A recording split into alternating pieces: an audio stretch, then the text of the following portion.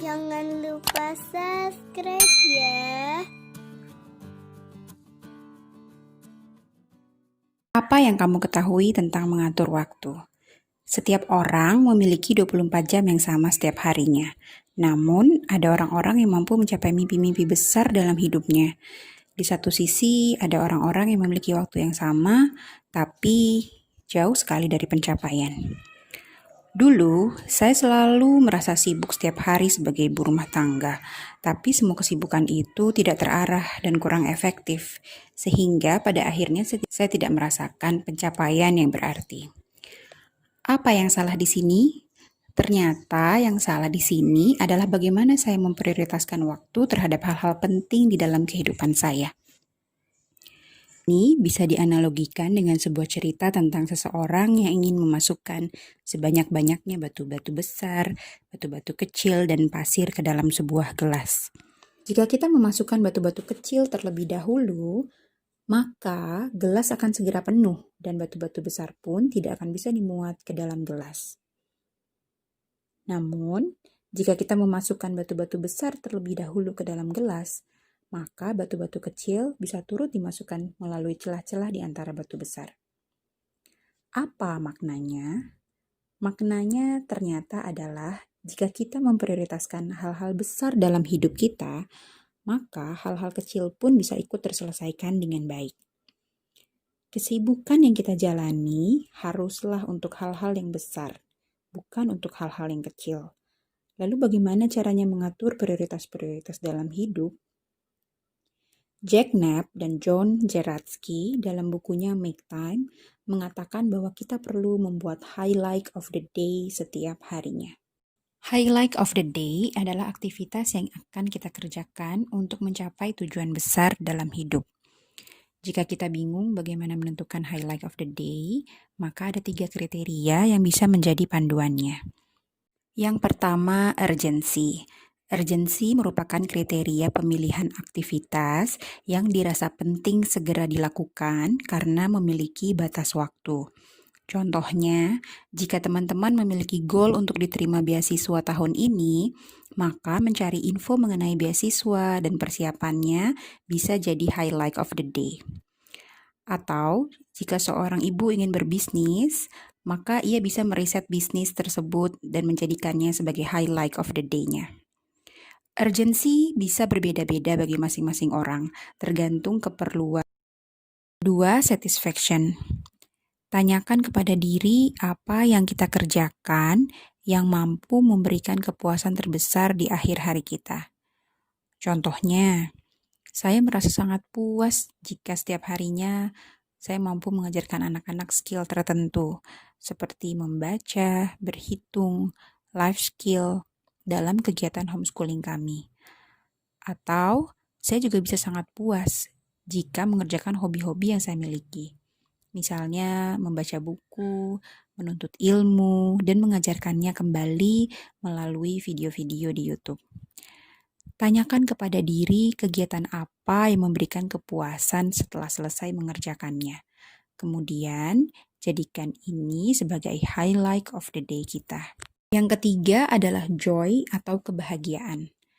Tanyakan kepada diri pengalaman apa yang membawa kebahagiaan terbesar. Apakah itu membawa anak-anak keluar jalan-jalan di pagi hari? Atau kebahagiaan ketika me time dengan secangkir teh di sore hari? Apapun itu, jadikan kegiatan tersebut bagian dari rutinitas kita sehari-hari. Setelah menentukan highlight of the day dengan menggunakan 3 kriteria di atas, setelahnya kita harus mampu membuat time blocking atau kandang waktu. Mengapa harus menggunakan time blocking? Karena saya tahu ibu adalah makhluk multitasking. Ini karena bagian otak wanita memang mendukung perannya sebagai multitasker. Namun, penelitian dari Universitas Stanford menyebutkan bahwa ketika kita terlalu cepat berganti aktivitas dalam rentang waktu yang singkat, maka kinerja dari pekerjaan kita menurun sebesar 35-100%.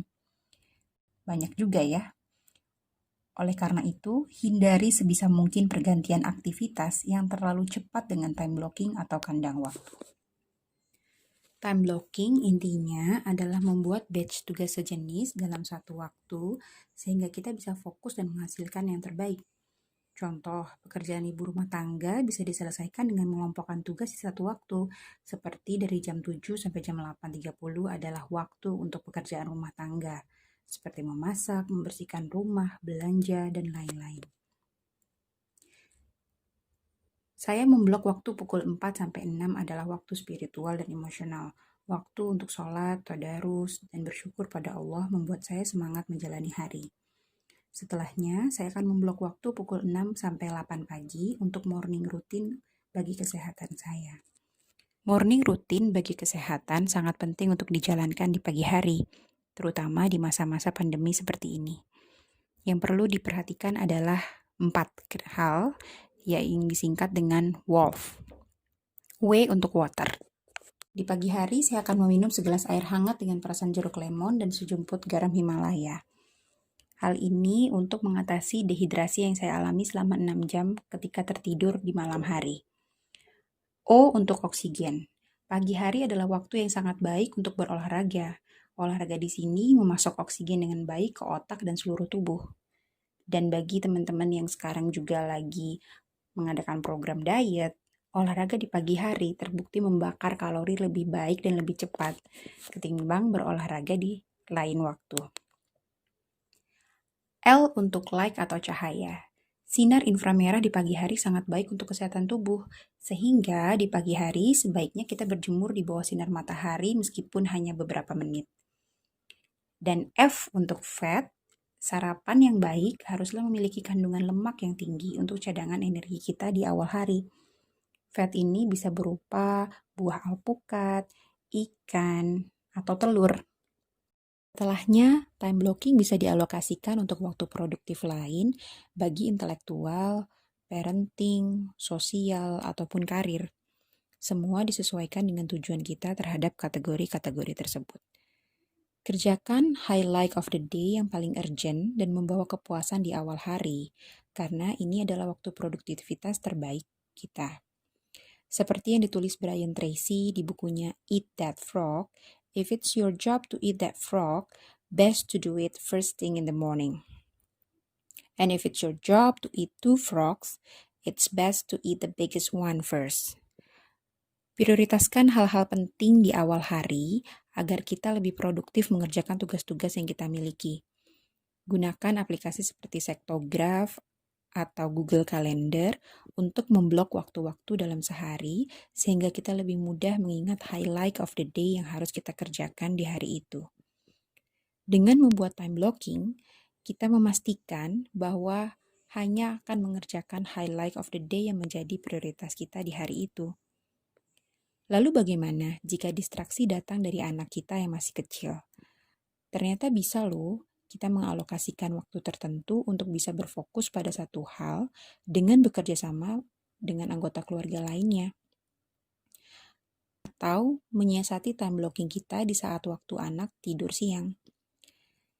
Jika kita sudah mampu memblok waktu dengan efektif, maka kita akan menemukan banyak hal yang produktif yang dapat dikerjakan dalam satu hari, 1 minggu, 1 bulan, bahkan 1 tahun. Ternyata inilah yang menjadi kunci orang-orang yang memiliki produktivitas tinggi dalam setiap harinya. Ibu rumah tangga juga bisa produktif dengan mengatur waktu melalui time blocking prioritas hal penting yang harus dilakukannya setiap hari. Seperti kata Stephen R. Covey, the key is not spending time, but in investing it. Atau dalam hadis riwayat Bukhari, Tirmizi, dan Ibnu Majah, 2 nikmat yang banyak manusia tertipu di dalam keduanya, yaitu nikmat sehat dan waktu luang. Selamat mengatur ulang waktu dalam hidup. Semoga kita bisa memanfaatkan waktu dengan produktif dan menghasilkan karya yang bermanfaat bagi banyak orang. Terima kasih atas perhatiannya. Semoga bermanfaat. Wassalamualaikum warahmatullahi wabarakatuh.